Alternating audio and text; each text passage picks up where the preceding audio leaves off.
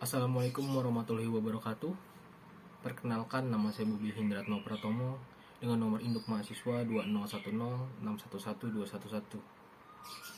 Pada kesempatan kali ini, saya ingin berbagi pengalaman saya mengenai field study ke Pengadilan Negeri Jakarta Selatan, tepatnya pada tanggal Senin 29 Mei tahun 2023.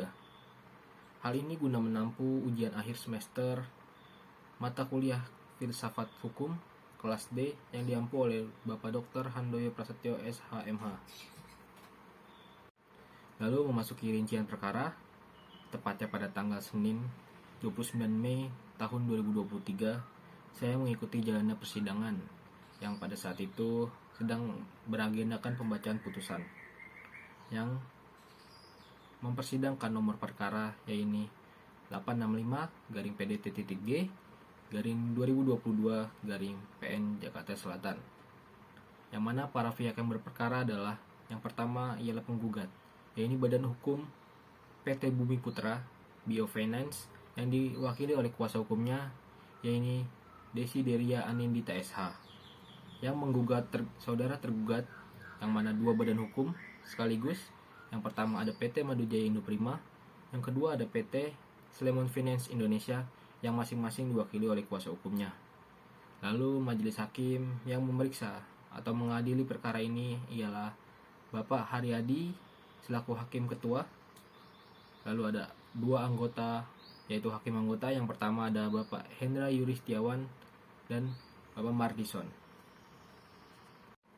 Lalu memasuki jenis perkara, klasifikasi perkara mengenai kasus nomor 865-PDT-G tahun 2022 ini ialah mengenai perbuatan melawan hukum, yang mana tahapan perkara tertanggal 29 Mei tahun 2022 yang saya ikuti ialah agenda dengan pembacaan agenda putusan. Alasan saya sendiri mengambil kasus perbuatan melawan hukum ini ialah karena berkenaan dengan konsentrasi saya, yaitu hukum perdata, sehingga memberikan wawasan, tambahan ilmu, serta gambaran-gambaran di masa depan terkait dengan bidang ilmu hukum perdata. Lalu dalam gugatannya, pihak penggugat, yaitu PT Bumi Putra BOT Finance yang diwakili kuasa hukumnya, mengajukan gugatan sebagai berikut. Yang pertama, mengabulkan gugatan penggugat untuk seluruhnya. Yang kedua, menyatakan tergugat 1 dan tergugat 2 telah terbukti melakukan adanya perbuatan melawan hukum. Yang ketiga, menyatakan akta fidusia nomor 4 tertanggal 1 September 2021 ialah harus dibatalkan. Yang keempat, menyatakan akta perjanjian jual dan sewa balik nomor 16 yang dibuat di hadapan akta notaris sepanjang mengenai objek sengketa adalah tidak sah secara hukum, sehingga seharusnya batal demi hukum atau setidaknya dapat dibatalkan. Yang kelima, menyatakan putusan dalam perkara akuo dapat dijalankan atau dilaksanakan terlebih dahulu meskipun ada perlawanan atau verzet, banding atau kasasi.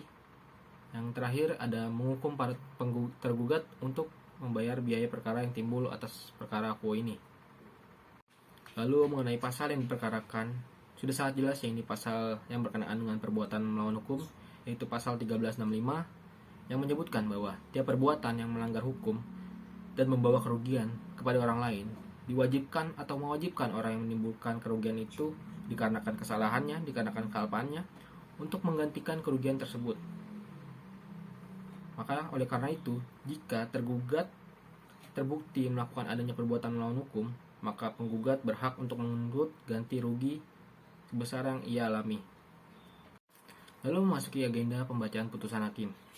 Akhirnya majelis hakim memutuskan bahwa yang pertama, menyatakan Pengadilan Negeri Jakarta Selatan tidak berwenang secara absolut mengadili perkara nomor 865-PDT-G garing 2022-PN JKT Selatan. Lalu yang terakhir, menghukum penggugat untuk membayar biaya perkara ini sebesar Rp1.538.000. Lalu berdasarkan keputusan hakim tersebut, saya menarik sebuah kesimpulan, yang mana suatu perbuatan melawan hukum diawali oleh suatu perbuatan dari si pelakunya. Umumnya diterima atau anggapan bahwa dengan perbuatan di sini yang dimaksudkan ialah baik berbuat sesuatu dalam bentuk aktif maupun tidak berbuat sesuatu dalam bentuk pasif. Oleh karena itu, terhadap perbuatan melawan hukum ini tidak ada unsur persetujuan atau kata sepakat, dan tidak ada unsur kausa yang diperbolehkan, sebagaimana yang terdapat di dalam kontrak. Dari putusan hakim pada poin pertama, yaitu menerangkan mengenai kompetensi absolut, di mana pengadilan tersebut tidak berwenang untuk mengadili perkara, sebab tidak sesuai dengan kewenangan pengadilan yang dirujuk. Terhadap putusan akhir ini yang menyatakan pengadilan negeri tidak berwenang untuk memeriksa dan mengadili, dapat dilakukan upaya hukum banding ke pengadilan tinggi apabila pihak penggugat tidak puas dengan apa yang diputuskan oleh majelis hakim. Akhirnya, setelah berbagai proses yang telah dilalui dalam melaksanakan field study ke Pengadilan Negeri Jakarta Selatan tanggal Senin 29 Mei tahun 2023, banyak pembelajaran yang dapat saya ambil. Yang pertama, mengenai pembelajaran bagaimana teori hukum ketika diterapkan dalam pengadilan, serta melihat secara langsung bagaimana sebuah argumen hukum disusun melalui bukti-bukti yang dihadirkan. Lalu mengetahui etika dan tanggung jawab dalam proses persidangan, bahwa hakim ataupun para pihak yang berperkara merupakan profesi yang tidak lepas dari etika dan tanggung jawab dalam menjaga integritas profesi tersebut. Lalu mengembangkan keterampilan hukum saya sebagai mahasiswa dalam mempelajari bagaimana menerapkan hukum pada kasus yang terjadi, khususnya mengenai tahapan-tahapan persidangan, dan bagaimana kasus diproses, bagaimana hukum diterapkan, dan bagaimana keputusan dibuat, sehingga prinsip-prinsip mengenai dasar hukum, hakim, peran jaksa, dan peran pengacara dalam sistem pra-peradilan. Mungkin itu saja yang dapat saya sampaikan. Terima kasih atas perhatiannya. Apabila ada kesalahan, saya mohon maaf sebesar-besarnya. Terima kasih. Assalamualaikum warahmatullahi wabarakatuh.